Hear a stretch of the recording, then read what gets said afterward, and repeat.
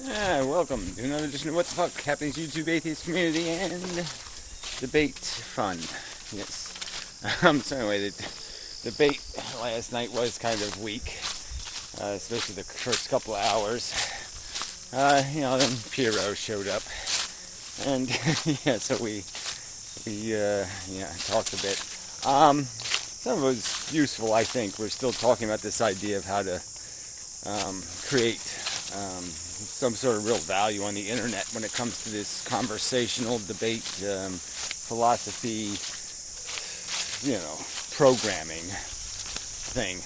Not only programming in the how to, let's build the tools, let's build the instrumentality that makes it valuable for people to play along, and to create the programming in terms of the content that is rich enough for somebody to just watch. And to create more opportunities for participation in terms of editorializing and qualifying or opining in kind of straightforward ways that help also index the content and all that kind of stuff. There's lots of places to take this kind of thing, just because there is, the internet is quite lame, in terms of the added value. It's really short on that. It just turns everything into cheese and crackers. It's all snack food. And I think you can make something with a lot more depth and integrity, but you can still make it tasty to the the appetites of the human that wants to see some, wants something to invest in, something a little dramatic, a little, like a sport, like all the things that do drive people when it comes to what they qualify as entertainment. Good versus evil, kind of, create a little bit of a Jedi, Darth Vader atmosphere, get people invested so they have a stake, and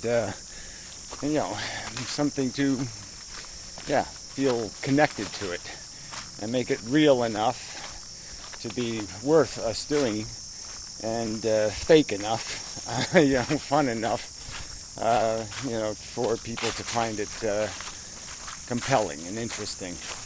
I mean, this whole idea of win-win. You want to create entertainment that's also educational, informative, elevating, enlightening, and all that kind of crap. You want to get there the fun way, if possible. If there's a way to do it and make it so it's easy and fun, then let's do it that way. It's like the educational system. You want to educate kids, make it profitable, not complicated. So anyway, I'll do that subject later. That'll be one of the round table things. Round table is kind of stalled, but it's not. I'm a long way from giving up on it. Do have a couple of new participants, which is great. And we'll just see if we can make something out of it. I mean, it takes time. I'm doing some editing on the free will video and get that subject kind of closed up. But there's no permanent closing. You just put it on the shelf for a little bit and see what comes along, kind of idea. If somebody adds on, I can always, re-engage the conversation, and we'll get there. I think it's got the foundation of it is good, and so the logistics. The last subject sort of got messed up a little bit. It was supposed to be civilization, and it's kind of turned into economics, which are two different subjects. Not that economics isn't a huge part of how you define your civilization. Obviously, it's a huge player. But I was getting more at the idea of the systems of governance, how you decide policy, decide what your economic policy is going to be, all that kind of stuff. How you, implement your democracy or your whatever you want to call it, your republic or your whatever the choice of words is. It's that kind of system I wanted to get to. As I had proposed my own description of a more ideal democracy. Anyway, so things are mushing along little by little, and we'll see what happens. I didn't see Lone Cat in Stickham last night, so maybe that's why he's not around. He's not around because he's sort of it's his turn on most all of the subjects, but like I say, a little bit of time is good because I gotta do some catching up. Last night I did bail kind of early because the Tiny Chat crashes around 4:30, whatever it is, and you can't get back in for like a half an hour. So I decided to take a nap, and I did set the alarm. I did wake up, but I just didn't feel like going back, so I didn't. So sorry to those people who hung around. My apologies. I should have at least gone back and said I'm not coming back, but I just thought that would be kind of silly. So I just kind of weaseled out, and I wasn't in. Sometimes you're just not in the right mood at the right time and all that crap, and I just haven't been in the right mood to do things right. And hey, how you doing?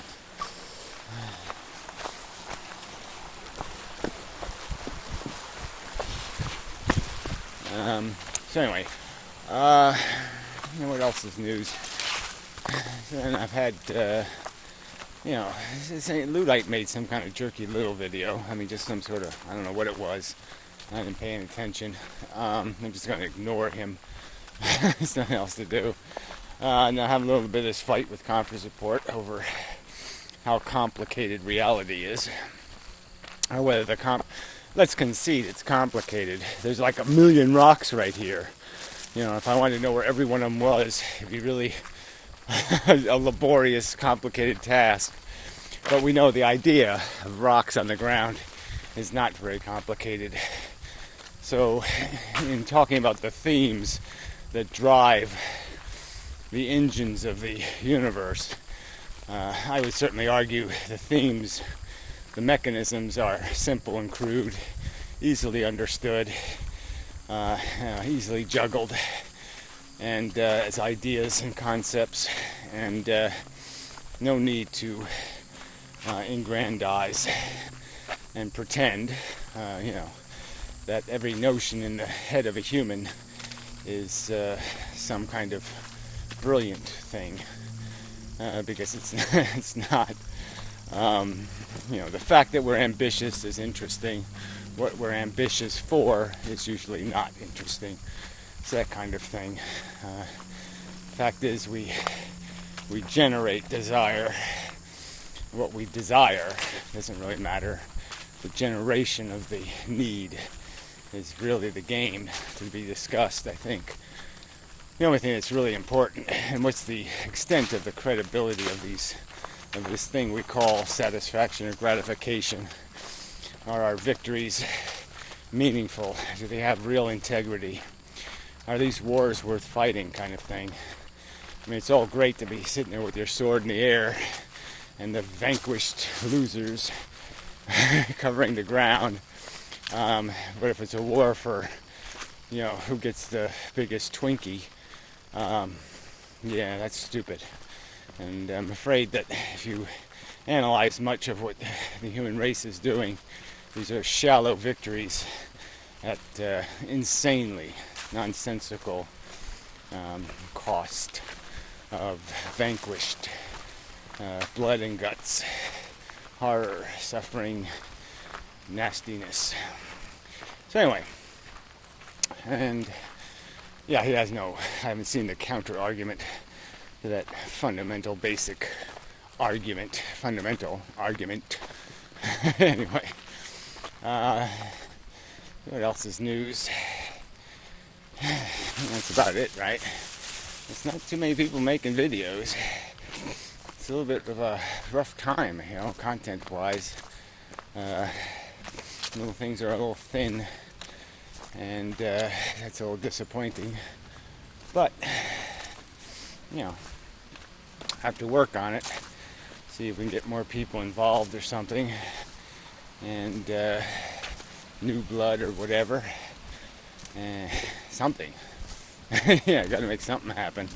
So I'm motivated still. I'm just getting fatigued, and tired, and impatient, and frustrated.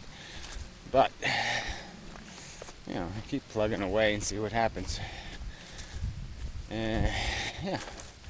So, I am trying to get into a fight with the skeptical heretic if possible. He's just so obnoxious that, it'd be fun.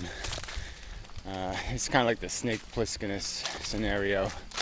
They got the gift of gab, so to speak, but, and they're going to do a little witty, comebacky crap. But on substance, it's kind of style over substance kind of a thing. Nice little sentence structure, but the sentences are kind of hollow. So anyway, see if I can get him on some kind of philosophical subject rather than just politics. And what else? I'm not going to bother with edible napalm, not unless I see something coherent. To continually, he's just so stupid. He still isn't dealing with the subject. Replacing the cigarette tax is not the issue. The cigarette taxes were nothing for 50 years. It was a minor, insignificant tax. And then 10 or 15 years ago, 12 years ago, whatever it was, they started giving huge tax breaks to the rich, and they didn't have any way to pay for them. So they went out and looked and said, well, we can raise these fees, and so, hey, let's raise the tax on cigarettes. And they found out that, hey, they're a completely, integrated, and they're completely spread out across the country and have no voting power whatsoever. There's no, heavily populated city full of cigarette smokers. So they have no representation in government whatsoever. And we can just exploit the fuck out of them, and they won't be able to do a damn thing about it. And that was the realization. And if they put a kid on the poster and talked about secondhand smoke and some other bogus bullshit, they could get away with it. Well, they also have been juicing the numbers forever on how bad cigarette smoking is. It's the only thing killing human beings on earth, cigarettes, which is such a joke. Because every death, every lung or heart-related death was always blamed on, if the person smoked, even if they quit 20 years ago, and they died of pneumonia, they blame cigarettes. It's just a joke. So it's not even close to any kind of accurate or real science, except for the stuff that goes more deep into life expectancy. But even those numbers, as edible napalm has pointed out, accidentally, by pointing out that cigarette smokers drink alcohol at a higher proportion than the average citizen, that they do a lot of other risk behaviors. And so the fact is, cigarette smokers die younger for more than just the reason that they smoke cigarettes. They also die younger because a higher percentage of cigarette smokers are farmers, so they inhale a lot of particulates. Cigarette smokers are usually laborers, so they inhale cement and chemicals and all kinds of other stuff on the workplace, asbestos. Lots of people who died of asbestos were cigarette smokers. Just happens to work out that way.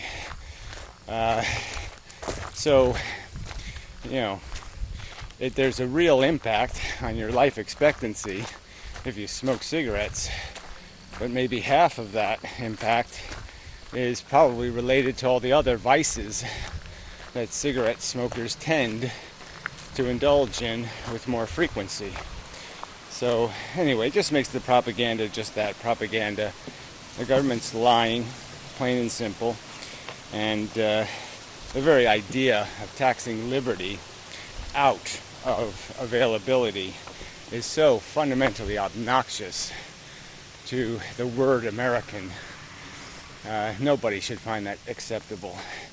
That rich people should be able to do something and poor people shouldn't because of the tax you place on it. And that's the truth of it. When 90% of the cost of something is taxes, I'm sorry, you have left the American building completely, totally. Well, anyway, for Napalm to defend it just proves he's just so petty that he's going to cling to this because his buddy told him it's un-American, it's okay. Taxing vices is okay. I mean, extraordinary taxes, cruel and unusual taxation is okay. And so he just has to somehow defend the idea, even though it logically is indefensible position from a political science point of view. It makes no sense. It's not consistent with American history, the writing of the Constitution and the Bill of Rights. It's just totally obnoxious to the truth. So anyway, I didn't mean to get on that rag, but it'll oblige Napalm to make probably another incoherent, babbling, rambling clown video. That's what it sort of is to me now. It's just one of the fat clowns. Anyway, till next time and such, and so forth and whatnot. Yeah, I believe this is enough. Probably is something else I want to get to, but hell with it. Yeah, not too bad. Leaf-wise here. Yeah. I'll do some work and get on with my day and such.